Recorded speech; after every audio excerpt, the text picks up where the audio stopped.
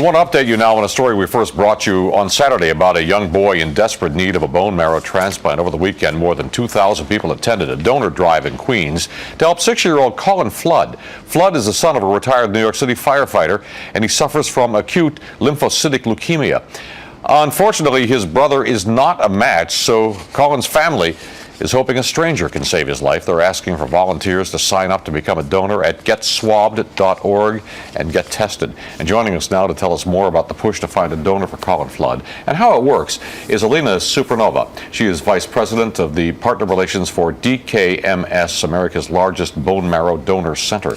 Elena, welcome. Glad to have you here. Thank you for having me. Let's talk about the little boy right now. How's he doing tonight, Colin?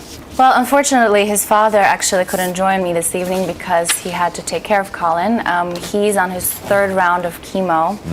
He's not responding as well as we all hoped he would. I mean, this little boy is getting 11 medications a day. He's getting spinal taps every Friday.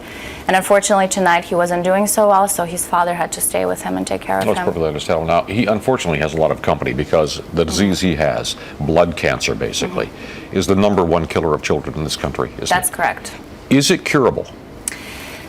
Well, in case of Colin and many patients out there, the only potential cure is a bone marrow transplant. But that can do it, the bone marrow transplant? It can, yes. Yeah. Unfortunately, in order to even have the opportunity for a cure, you need to have a donor match, which in case of Colin and thousands of other patients, there are no matches out there.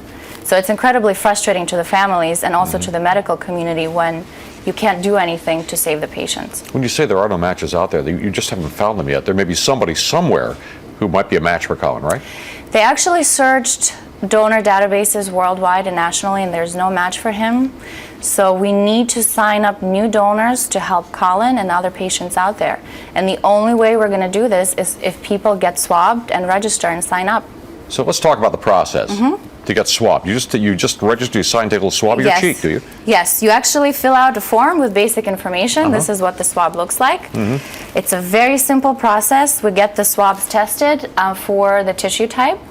That information goes in the registry, and then if a donor is a match, they get selected, and there are 2 ways that a person can donate their bone marrow. How's that?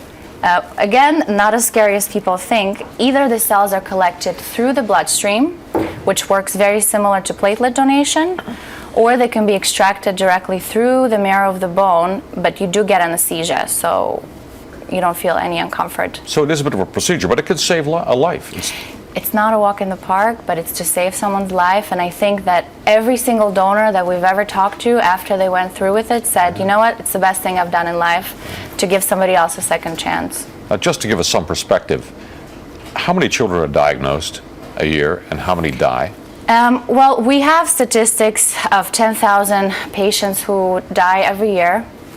There are over 140,000 cases of leukemia alone in the country, and in the world we have no idea because not everybody's keeping track of this, but we know that 6 out of 10 patients who need a transplant will never get one. 6 out of 10? 6 out of 10. Will not find a donor? No.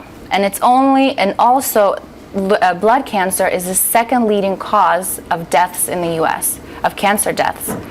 This is completely unknown information to the public, and I think, it's a big disease, and there's something that all of us can do, which is to get registered and get swabbed and go to our website, and we make it as easy as possible for people where they sign up at getswabbed.org, and we mail to them these little swabs to their home. We even give them return postage to send it back to us, so it's a no-brainer. Elena, you're doing wonderful work. Thanks. And again, it's www.getswabbed.org. Yes, and we send our best wishes to Colin and his family. We do indeed. Yes. We hope for the best there.